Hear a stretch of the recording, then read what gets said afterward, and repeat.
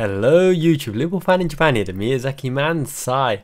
Alrighty, transfer season is upon us. I know the Euros are in the way in the summer of making sure all deals go through smoothly. However, where about Liverpool? Where about Arne Slot and his first transfer window with Liverpool? We've got the backroom staff in place, Richard Hughes. Busy man, I'm sure he's whipping out that short list of notebooks. And one name that's been very prominent, apparently there's a 45 million euro bid going in for Ederson of Atalanta. He is an absolute stalwart in their team, helped them to win the Europa League last season. They dominated Bayer Leverkusen in the final, 3-0, put an end to their undefeated season. However, Ederson, 45 million euro. I know he'll be a good midfield player for Liverpool FC, but it's not quite what it seems, because Fabrizio Romano and James Pearce have contradictory statements they have put out in the media.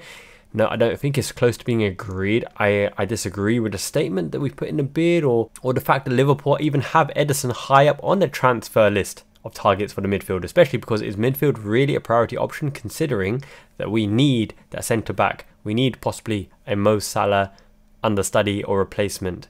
We might go with a playmaker to unlock Darwin Núñez unless Harvey Elliott, Fabio Carvalho or McAllister step up into that specific role. And a lot of people calling for the senior number 6 position to kind of relieve Endo of sole responsibility of destroying opposition attacking threat and having a long-term successor to him.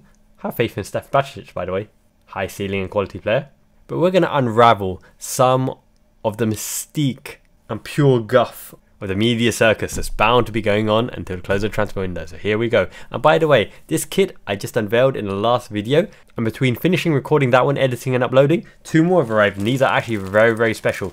One of these, in my opinion, is one of the best goalkeeping kits, one of the best Liverpool goalkeeping kits of all time, and the other one is something very close to my heart. Now this one is extra special. This is an exact replica with the badges of the Club World Championship win that Liverpool secured, 1-0 by the way, by one of my favourite players, with the name on the back, and it's an absolute beauty. So I'm going to be working through all of this merch in the next haul unveiling video, so stick with me while I wait for a few more packages to arrive, especially more vintage stuff with Reebok and Warrior and Adidas and Nike and New Balance. So make sure to check out the last video because that was a bit of fun, and it's only a short video, so make sure to smash the like on it and throw a comment which kit you like as well. This purple one's looking rather lush. But I digress. So and there's news of a Brazilian journalist, Jorge Nicola, saying that we've put in a 45 million euro bid for Ederson. Even the price point sounds very attractive. Sounds almost too good to be true. This guy was an absolute dominant force in one of the best midfields in the world in this particular season. And he's broken through to the Brazil national team as well, and he's got something about him. But let's put it this way. But I want to fill you in on something on Ederson. He's not a dedicated number 6. He's not your typical anchor man. He doesn't sit there and destroy and distribute. He is very much a box-to-box destroyer, a presser from deep, harries the opposition, gets the ball and plays from there.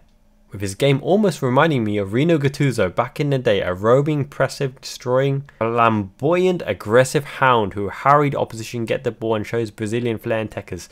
I don't think he quite has that snarl of a Gennaro Gattuso. But he's probably a bit silkier, a bit more skillful, right? But Gattuso didn't need that. He had Kaká, Pirlo, Vikash Dorosu. Do you remember that guy? Rui Costa? He had so many techers around him, so he didn't need to do none of the fancy stuff. But I do believe Ederson and Endo, McAllister and Szoboszlai could form the basis of a very good roaming technical midfield. And then you add to the mix Harvey Elliott, Curtis Jones. It spells disaster for the opposition. But we don't want to get too ahead of ourselves, because 45 million, I think the fee sounds a bit too low for such a caliber midfielder of high ceiling and high potential Brazilian international as well. A very progressive club in Atalanta who are doing great things, and obviously under Gasperini, they've hit the new heights. But then you get the tweets of Fabrizio Romano who intimates that Liverpool have not made a bid for Ederson, and there have been discussions around his current situation, and this is the tendering process. Now I made a long video around how transfers are initiated, and Liverpool would have put the feelers out to his agents and perhaps to people in the know to ask them, we may be interested in this player, what is his financial requirements, would he be looking for a move, would be interested in Premier League, would be looking to go north to Liverpool, to Merseyside, wearing a famous liver bird crest on the chest. And they would have done the background checks on the personality as well and make sure that he meets all of the criteria to be a formal lead to push him through into that transfer process. But also they have to divvy out the wage budget and transfer budget and work on priority listings and who would be available at this time, because any players at Euros is going to be delayed in terms of transfer dealings and negotiations because they would have had to leave camp for medical anyway. So the pouring of cold news isn't to say that we're not interested in the player or the bid hasn't been made. either the journalist isn't in the know and isn't informed and they're guessing, or they're doing it to bring clout and statement and attention to themselves, or they are in the know, but they can only let out so much, because once again, if they spoil a transfer, if they ruin a transfer, if they put it in the press and opposition come in and make a higher bid or turn the player's head, then the club who leaked it out to them would cut off all ties, because it's worked against their own interests.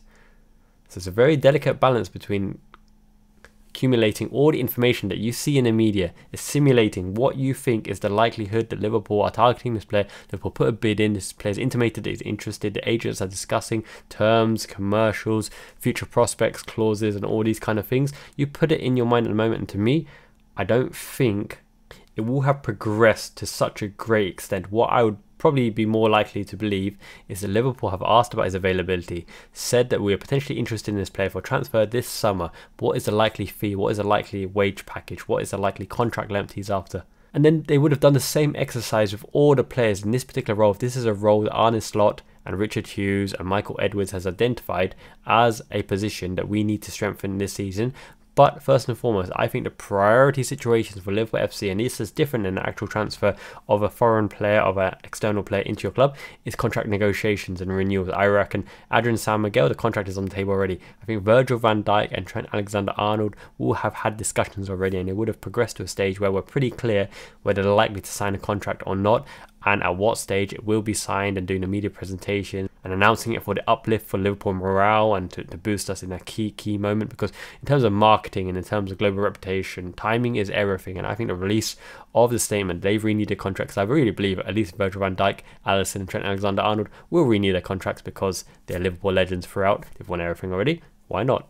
But I think those contract renewals are the greater priority, and I think they'll be done relatively soon. And if Mo Salah extends one more year, that gives a good indication as well that he'll probably be leaving next season. However, if he extends for 2 years, then he's probably in the long-term prospects of Liverpool FC, and we will build a team around him. We won't be looking for a prominent right winger to replace him, in which case we're probably going to go for an understudy, someone like Bakayoko, right, of that kind of ilk, young, fiery, potential game changer from the bench, and Doku on the right-hand side, or Somerville from Leeds as well, because he has that potential, that ceiling, but he's a bit more raw. He's more advanced than Ben Doak, but not as advanced as, let's say, an Olise, who would be a good signing as well. I'm hearing that Liverpool have put the tenders out for Olise as well. It'd be great to steal him from under United noses. I love me some Crystal Palace players lately. Wharton looks an absolute animal in the middle, keeps it simple, but he's got that game brain, that game intelligence that I absolutely love. Eberechi Eze, fantastic player. Olise, excellent as well. We could be doing much worse than having Mateta up front, for example, causing havoc and running the channels as well. So Crystal Palace are on the way up, but I think their assets will be poached, unfortunately, for those guys.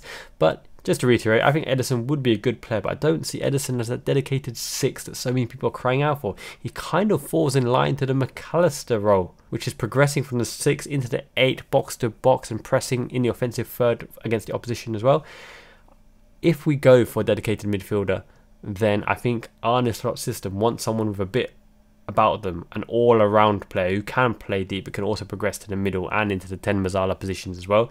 And Ederson probably does fit that bill. So it'd be very interesting to see what actually happens. Let me know in the comments below. Do you believe the rumours are on Ederson that Liverpool put in a bid around him? And do you believe Ederson will actually end up at Liverpool? As some of you noted in the defender video that I name dropped some potential defender signings like Lenny Yoro and William Pacho. Remember to make your prediction for Liverpool's first signing in that video, because whoever correctly guesses our first signing of the summer, Liverpool's first signing of the summer, will win an exclusive Miyazaki Karamen free to give away. You can choose any flavour from the spiciest one, normal, and tomato Yazashi kind variant. Free shipping to you guys for the winner. Do a little surprise lucky wheel thing, and the 3 names that come out get you some quality Miyazaki ramen, mates.